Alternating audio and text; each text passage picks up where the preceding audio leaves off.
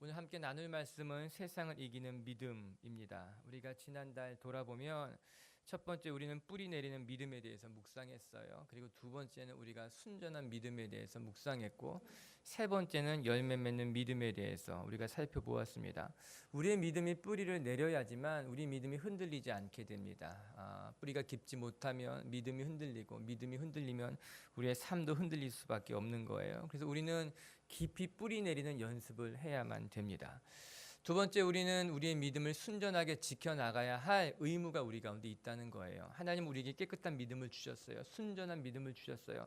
그 믿음을 순전하게 지켜나가는 것은 우리의 몫이기도 한 것입니다. 그래서 우리는 우리의 믿음을 깨끗하게 지켜나가야 된다, 그렇게 우리가 묵상했어요.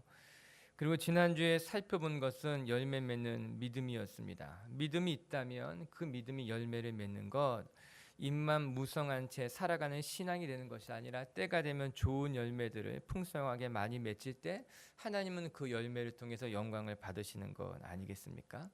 이제 추석이에요. 1년을 돌아보는 시간입니다. 저는 이 추석, 이 가을에 여러분의 삶에 좋은 열매들을 많이 거두시는 시간이 되었으면 좋겠습니다. 아멘. 그리고 오늘 살펴볼 말씀은 세상을 이기는 믿음이에요. 우리는 세상 속에서 살아가면서 믿음을 지켜야만 합니다.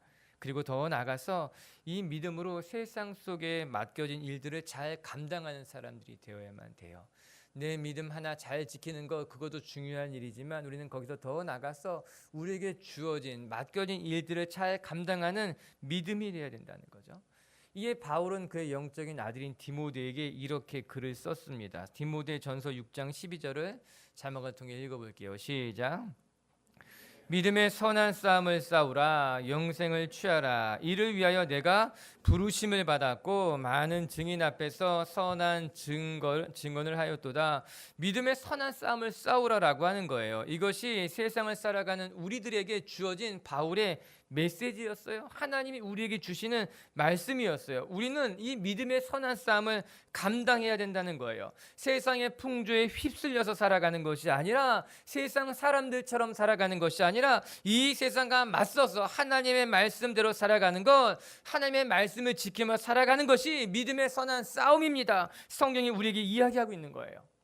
저는 개인적으로 경쟁을 그렇게 좋아하지 않아요. 저는 싸움을 그렇게 좋아하지 않아요. 문제가 생기면 싸우기보다는 그냥 넘어가려고 할 때가 많아요. 언성이 높아지는 것이 싫고 티격태격하는 것이 그냥 본성적으로 싫은 사람인 것 같아요. 차라리 그냥 내가 손해보는 것이 낫겠다, 아니면 그냥 져버리는 것이 속 편하겠다, 그런 생각을 하는 편이에요. 그냥 그런 성품인 것만 같아요. 그런데 바울의 이야기를 들어보면 싸움이라고 해서 다 나쁜 것이 아니라는 거예요.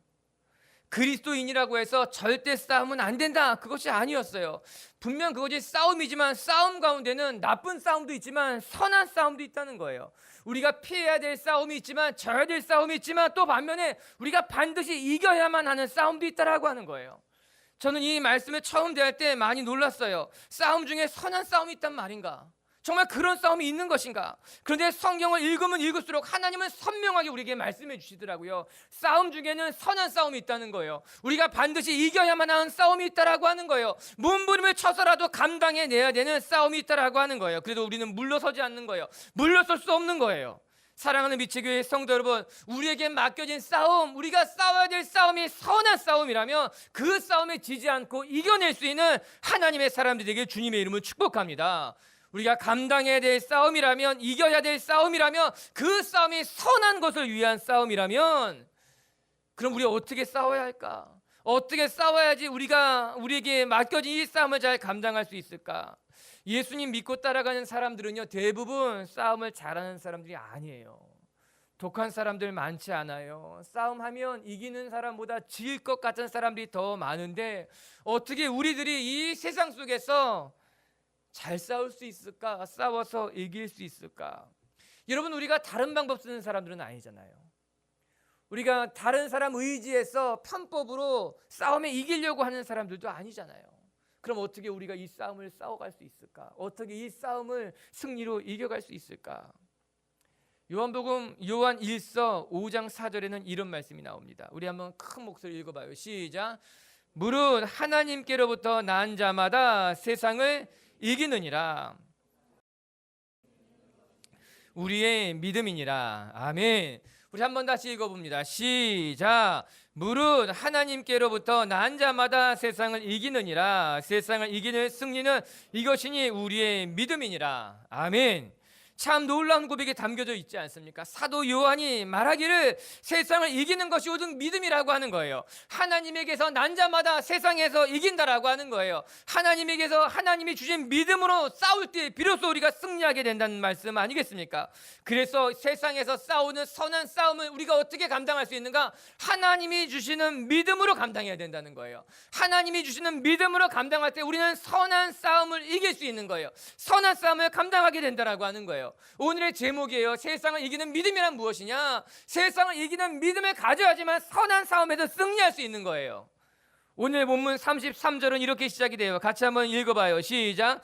그들은 믿음으로 나라를 이기기도 하며 의를 행하기도 하며 약속을 받기도 하며 사자들의 입을 막기도 하며, 그들은 믿음으로 나라들을 이겼다는 거예요. 사자의 입을 막기도 했다라고 하는 거예요. 여기서 말하는 그들이 누구일까요? 여기서 말하는 그들은요, 이름조차 알려지지 않았던 사람들이에요. 히브리서 11장에는 많은 믿음의 위인들이 등장합니다. 모세, 아브라함, 기드온, 다윗, 그들은 유명한 사람이에요. 대단한 사람이었어요. 그러나 오늘 우리가 33절에 읽었던 그들은 이름조차 알려지지 않았던 사람들인 거예요. 아주 평범했던 사람들이에요. 그러나 이 평범한 이름조차 알려지지 않았던 사람이지만 그들이 그 평범한 믿음을 가지고, 하나님이 주신 믿음을 가지고 세상을 이겼다고 기록해 놓고 있는 거죠. 상대가 되었을까요?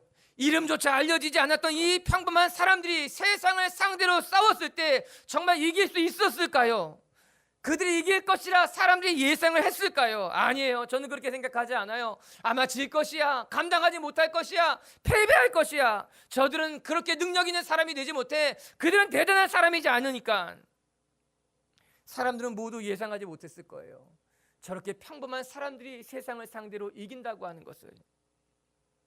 그러나 결과는 뜻밖의, 예상 밖의 정말 평범했던, 그냥 평범한 믿음을 가진 사람들이었는데, 어느 누구도 그들이 이길 것이라고 예상하지 못했는데, 그들이 이름조차 알려지지 않았던 그들이 세상을 상대로 나라를 이기기도 하며 의를 행하기도 하며 하나님의 약속을 받기도 하며 사자들의 입을 막기도 했다라고 하는 거예요.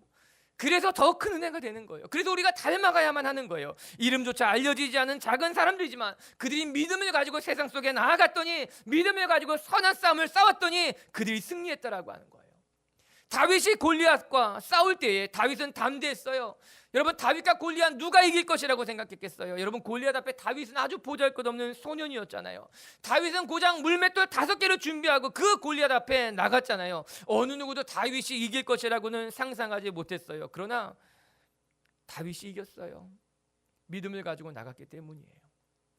다윗은 오직 믿음을 가지고 하나님의 이름을 더럽게 하는 그에 대해서 믿음을 가지고 나갔을 때 이긴 것이지요. 우리도 세상과 맞서 선한 싸움을 싸우는 것 결코 쉬운 일이 아닐 것입니다.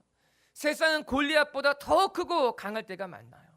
또 세상 앞에서 우리는 다윗이 느꼈던 것보다 더 많이 초라해지게 느껴질 때가 있고, 내가 정말 감당할 수 있을까? 내가 정말 이길 수 있을까? 그런 생각이 들 때가 많다라고 하는 거죠. 그래서 우리에게 믿음이 필요한 거예요. 믿음이 있어야지만 내가 감당할 수 없어 보이는 골리앗과 세상 앞에서 담대하게 맞서 싸우고 승리할 수 있는 것이겠죠. 이 아침 함께 모여 예배하는 우리들에게 이 세상을 이기는 넉넉한 믿음이 있게 되길 주님의 이름으로 축복합니다. 그러면 이 세상을 이기는 믿음이란 어떤 것일까? 오늘 말씀을 통해서 우리가 배우게 되는 거예요. 첫 번째, 세상을 이기는 믿음이 신비로운 것은요, 약한 우리를 강하게 하셔서 세상을 이기게 한다라고 하는 거예요. 이게 믿음의 신비예요. 하나님은 약한 자를 들어서 강한 자를 꺾으신다라고 하는 거죠. 약한 자를 들어서 그를 강하게 하신다라고 하는 거예요. 오히려 세상의 기준으로 보면 보잘것없어 보이는 사람들이지만 하나님은 그들을 통해서 역사하신다는 거예요. 하나님은 그 연약한 자들을 통해서 역사하시기를 기뻐하신다라고 하는 거예요. 우리 33절 34절을 같이 한번 읽어봐요. 시작. 그들은 믿음으로 나라를 이기기도 하며 의를 행하기도 하며 약속을 받기도 하며 사자들의 입을 막기도 하며 불의 세력을 멸하기도 하며 칼날을 피하기도 하며 연약한 가운데서 강하게 되며 전쟁에 용감하게 되어 이방 사람들의 진을 물리치기도 하며.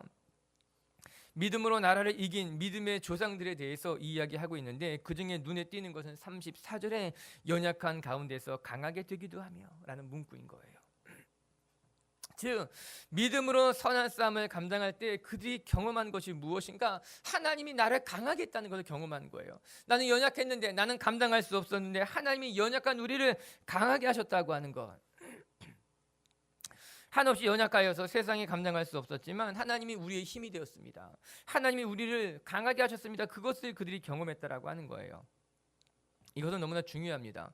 우리가 세상과 선한 싸움을 하려고 한다면 우리의 연약한 힘으로는 세상을 감당할 수가 없을 거예요. 그러나 하나님은 연약한 자를 들어서 그들을 강하게 하시고 연약한 자들을 통해서 승리하게 하시는 것을 기뻐하시는 하나님입니다. 그래서 하나님은 연약한 우리를 끊임없이 강하게 만드시는 분이라고 하는 거예요. 그것이 하나님의 방법이에요. 그것이 하나님의 신비예요. 34절을 보면 이렇게 표현되어 있어요. 강하게 되었고 용감하게 되었고. 이 말씀이 중요한 거예요. 강하게 되었다는 거예요. 강하게 태어난 것이 아니라, 원래 강했던 것이 아니라 강하게 되었다라고 하는 거예요. 이 말의 헬라 원어를 찾아보게 되면요, 엔티오나오모 이런 말이라고 하더라고요. 이게 무슨 말인가 하면요, 권능을 부여해 줬다라고 하는 거예요.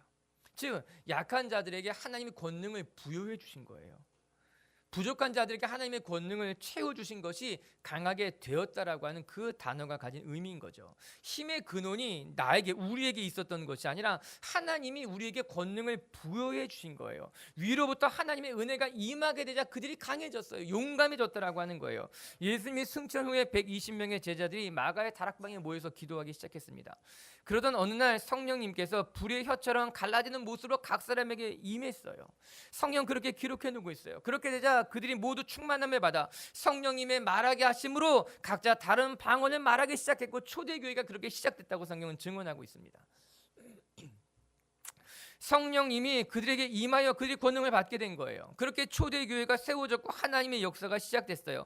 그 모든 것은 언제 시작되었는가? 하나님의 영이 그들 가운데 임했을 때, 하나님의 영이 그들을 사로잡을 때 시작했어요. 평범한 120명의 제자들이 어떻게 보면 두려움에 사로잡혀서 숨어서 기도했었던 사람들이었는데 하나님의 영이 그들 가운데 임하게 되자 그들이 강한 사람이 됐어요. 담대한 사람이 됐어요. 하나님의 역사를 감당할 만한 사람이 되었다고 성경이 말해주고 있는 거예요. 사랑하는 성도 여러분, 우리는 연약하지만 하나님이 함께 하시면 강할 줄을 믿습니다. 우리는 용감하지 않지만 하나님이 함께 하시면 우리는 담대하게 되는 거예요. 우리는 부족하지만 하나님이 채우시면 부족하지 않게 된다라고 하는 거예요. 이것이 바로 세상을 이기는 믿음의 신비인 거예요. 하나님이 연약한 자들에게 권능을 부여하시는 것으로 말미암아 세상을 감당할 만한 사람으로 만들어 가신다라고 하는 거예요. 바울의 고백을 들어볼까요? 고린도전서 1장 26절과 27절은 이렇게 기록되어 있어요. 우리 읽어봐요. 시작. 너희를 부르심을 보라. 육체를 따라 지혜로운 자가 많지 아니하며 능한 자가 많지 아니하며 문벌 좋은 자가 많지 아니하도다. 그러나 하나님께서 세상에 미련한 것들을 택하사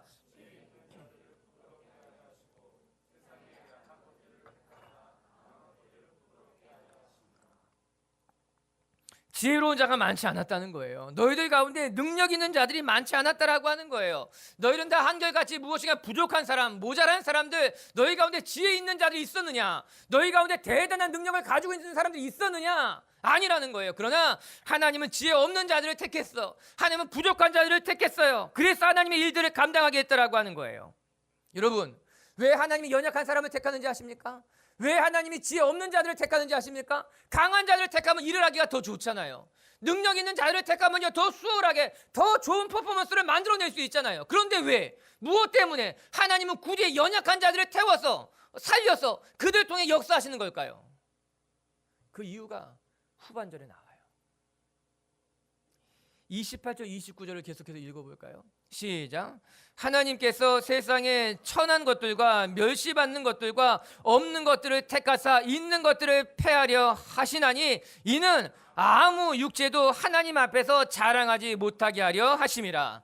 아멘. 하나님이 연약한 자를 세우고 연약한 자를 부르시고 연약한 자를 통해서 역사하시는 이유는 어느 누구도 자기 자신을 자랑하지 못하게 하려 함이라는 거예요. 오직 하나님만 영광받기 위해서, 하나님만 드러나기 위해서 하나님이 연약한 자를 들어쓰시는 거예요. 부족한 자를 통해서 하나님의 능함을 나타내게 하는 거예요. 왜? 내가 하는 것이 아니라는 걸 깨닫게 하기 위함이에요. 내 능력이 아니라는 것을 알게 하기 위해서 하나님이 연약한 자를 통하는 거예요. 나의 자랑이 아닌 거예요. 내가 능한 것이 아닌 거예요. 그것이 현실이에요. 그것이 사실이라고 하는 거예요.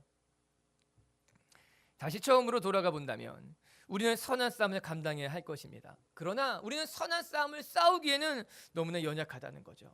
세상과 맞서 싸우기에는 우리는 참 보잘것없는 존재라고 하는 거예요. 그러나 하나님은 그 연약한 자를 통해서 강하게 하시고 연약한 자를 통해서 담대하게 하시는 분이기 때문에 하나님은 연약한 우리를 통해서 세상을 감당하게 하신다. 선한 싸움을 승리하게 하신다라고 하는 거예요. 저와 여러분의 이런 믿음이 있게 되기를, 세상을 이기는 믿음이 있게 되길 주의 이름으로 축복합니다.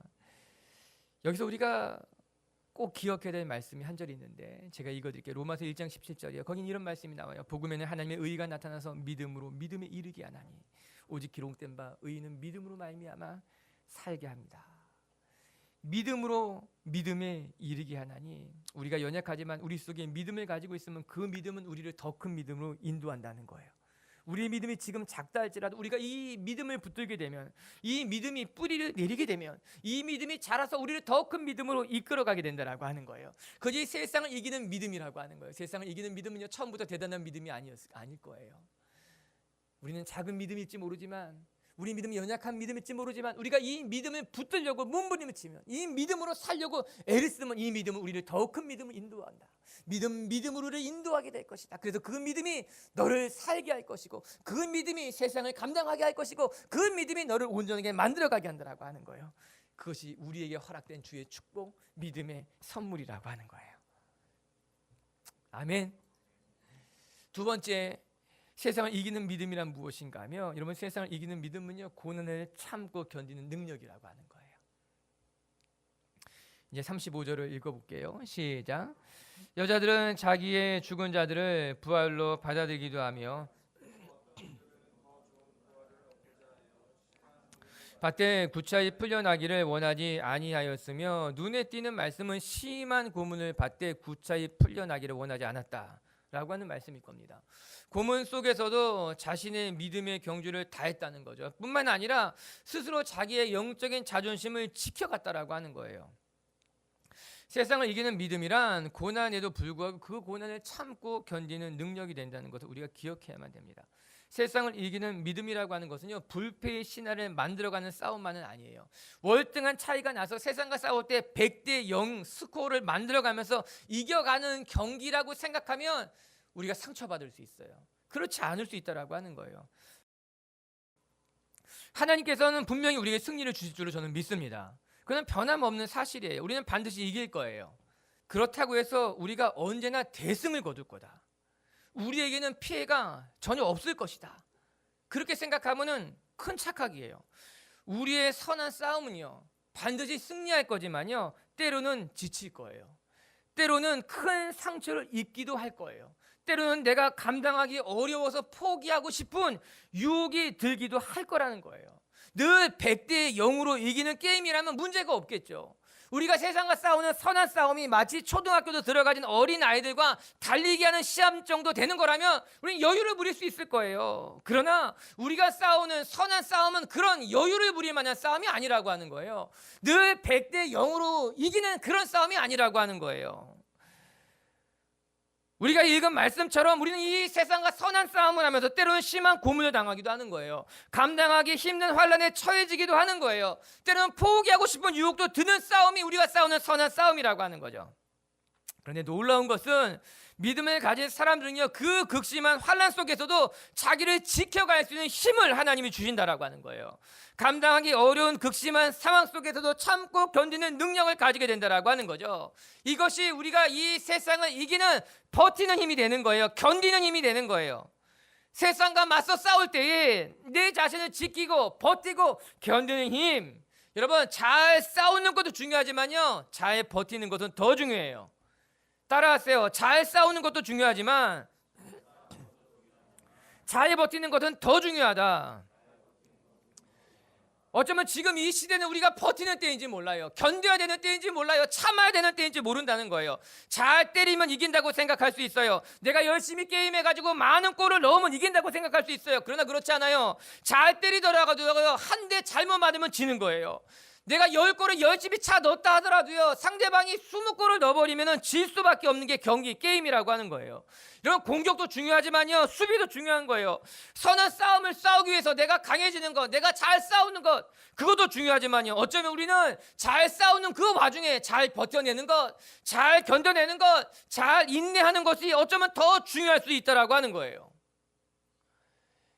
요한복음 16장 33절에 이런 말씀이 나와요. 이것을 너희에게 이르는 것은 너희로 내 안에 평안을 누리라 함이라. 세상에서 너희가 환난을 당하나 담대하라, 세상을 이기었노라. 이런 뭐라고 나옵니까? 환난을 당하나.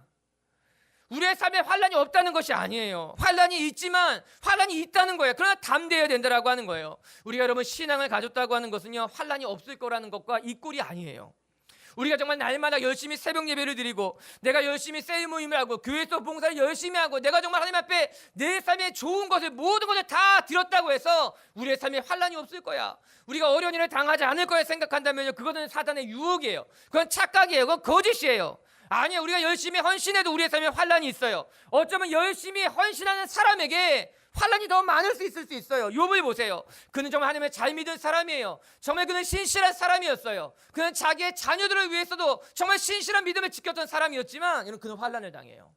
감당할 수 없는 고난에 처해지게 된다라고 하는 거예요. 왜 우리가 우리의 자녀들을 강하게 키워야 하는지 아십니까? 왜 우리 자녀들이, 여러분 잘 들으셔야 돼요. 여기 자녀들이 있는 사람들이라면 왜 우리 자녀들에게 기도를 시키고 말씀을 보게 하고 무슨 일이 있어도 주일엔 교회 가야 돼 이야기해야 되는지 아십니까? 부모들이 알아야만 돼요. 그것은 아이들의 삶에 환난이 있을 것이기 때문인 거예요. 언제까지 여러분이 여러분의 아이들을 보호할 수 있을 것이라고 생각해요? 언제까지 여러분이 아이들의 문제를 내가 전적으로 다 책임질 수 있을 것이라고 생각해요? 그렇지 않아요. 여러분이 아무리 많이 가졌다 할지라도, 아무리 많은 사람을 알고 있다 할지라도 여러분이 아이들을 책임질 수 없어요. 언제까지 보호할 수 있을 거라 생각하는 착각인 거예요. 어쩌면 그렇게 부모의 절대적인 보호 속에 자란 아이들은 문제를 만나면 너무나 쉽게 무너지고, 너무나 쉽게 상처를 받고, 너무나 쉽게 그릇된 길로 가는 것을 많이 보았어요. 그래서 더 가슴이 아픈 거예요. 중요한 것은 아이들이 스스로 자기 자신을 지킬 수 있는 믿음을 갖는 거예요. 중요한 것은 아이들이 스스로 세상과 맞서 싸울 수 있는 영적인 내공을 갖게 도와주는 것이 중요하다라고 하는 거예요. 왜냐하면 언젠가 그들은 혼자 싸워야 되거든요. 언젠가 그들은 혼자 기도해야 되거든요. 언젠가 그들은 자기 스스로 선택해서 교회를 가야 될 날이 오기 때문이라고 하는 거예요. 기도를 바꿨어요. 처음에는 저도 하나님, 우리 아이가 어려운 사람을 만나지 않게 해주십시오. 만남의 축복도 주십시오. 좋은 사람들을 만나게 해주십시오. 어려운 일이 없었으면 좋겠습니다. 그러나 그 기도는 너무나 어리석은 기도예요. 그건 너무나 어리석은 기도인 거예요. 그래서 기도를 바꾼 거예요. 하나님, 고난이 없으면 좋겠지만 아이가 고난을 만나도 이길 수 있는 힘을 주십시오. 고난을 만나도 감당할 만한 지혜를 가진 사람이 되게 해주십시오. 이 세상에 선한 싸움이 얼마나 많은데 그 선한 싸움에서 이길 수 있는 단단한 아이가 되게 해주십시오. 우리의 삶에 환난이 있어요. 환난이 없을 수 없어요. 성경은 뭐라고 말합니까? 너희가 환난을 당하나. 우리의 삶에 환난이 다 있다라고 하는 거예요. 그러나 그 환난 가운데서 환난을 뚫고 나갈 수 있는, 환난을 견뎌낼 수 있는 선악을 구별할 줄 아는 능력이 우리 가운데 필요하다라고 하는 거죠. 그것이 견뎌내는 힘인 거예요. 선한 싸움을 감당할 때에 내 자리에서 흔들리지 않고 견뎌낼 수 있는 그 믿음이, 그 버텨낼 수 있는 힘이 필요하다라고 하는 거죠. 여기서 중요한 것은 구차히 풀려나가기를 원하지 않았다고 하는 구절일 겁니다. 저는 이 말씀이 너무나 감동이 되고 도전이 되고, 저는 이것이 바로 영적인 자존심이라고 생각해요. 내가 구차하게 살지 않겠습니다. 이 믿음의 선배들의 모습, 내가 내 생명을 구걸하지 않고 내가 내 삶을 구걸하지 않으며 나는 내 믿음의 자존심을 지키겠다고 살아갔던 그 초대 교회 성도들의 결단, 삶, 이것이 오늘 우리에게 필요한 건 아니겠습니까? 우리가 끝까지 버티기 위해서 우리에게는 이 영적인 자존심이 필요한 거예요. 이 영적인 자존심을 가져야지만 우리는 버틸 수 있는 거죠. 내 온몸의 힘이 다 빠질 때에도, 내가 감당하기 어려운 시험을 만날 때도 내가 이 영적인 자존심만은 지키겠다라고 생각하는 그 믿음, 내 구차히 풀려나가기를 원치 않겠다라는 그 믿음이 우리 가운데 있어야 되는 것 아니겠습니까? 너무 전투적인가요? 저는 우리 빛의 교회 성도들에게 이 선한 싸움에서 잘 버텨낼 수 있는, 견뎌낼 수 있는 그런 믿음이 있게 되길 주님의 이름으로 축복합니다. 세 번째 하나 더 살펴볼 것은, 그래서 우리가 세상에 감당할 수 없는 삶으로 나아가자라고 하는 겁니다. 37절과 38절, 우리 36절부터 38절까지를 읽어봅시다. 36절부터 시작. 또 어떤 이들은 조롱과 채찍질 뿐만 아니라 결박과 옷에 갇히는 시련도 받았으며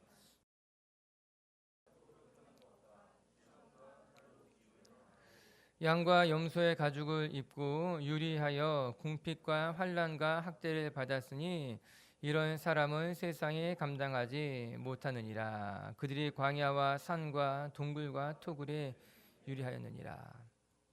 저는 38절의 말씀이 너무 좋습니다. 이런 사람은 세상에 감당하지 못하느니라. 그래서 원래 이 설교의 제목을 세상에 감당할 수 없는 믿음, 이렇게 처음에 지었었어요. 하나님을 제대로 믿는 사람들은 세상에 감당할 수가 없다는 겁니다. 그래서 하나님을 제대로 믿는 사람들은 세상에 포기하는 거예요. 감당할 수 없다. 앞에서 우리가 언급한 대로 오늘 우리가 읽은 본문의 위인들은 세상에 감당할 수 없는 사람들이었어요. 비록 그들의 이름이 알려지지 않은 아주 평범한 사람이었을지 모르지만 그냥 이름조차 남겨지지 않은 채 그렇게 사라진 사람들이었지만, 여러분, 그들은 세상에 감당할 수 없는 사람들이었다. 세상은 우리를 돈으로 유혹하면 넘어올 거라고 생각합니다. 세상은 우리를 명예로 유혹하면, 높은 자리를 주면 넘어올 것이라고 생각합니다. 세상은 우리에게 큰 고난과 환난으로 협박하면 반드시 넘어질 것이라고 생각합니다. 그런데 돈으로도 명예로도 환난과 핍박으로도 그 어떤 것으로도 넘어지지 않는 사람들이 있었던 거예요. 그래서 결국 세상은 그들을 바라보며 이야기하기를 저들은 세상에 감당할 수 없는 사람들이다, 그렇게 말했다고 하는 거죠.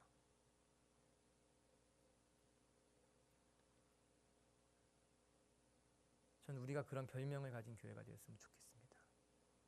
세상이 감당할 수 없는 사람들이다. 저 사람은 세상이 감당할 수 없는 사람들이다. 옆에 분하고 축복합시다. 당신 내가 감당하기 어려워요.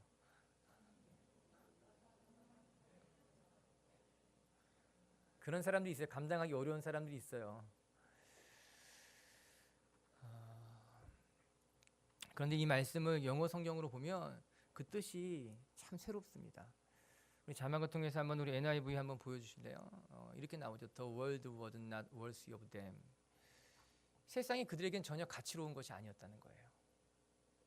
현대인의 성경을 보게 되면 세상은 그들에게 아무 가치가 없었습니다. 세상의 것이 전혀 가치롭지 않은 거예요. 돈으로 유혹하면 넘어올 것 같았는데 돈이 전혀 가치로운 것이 아니었다는 거예요.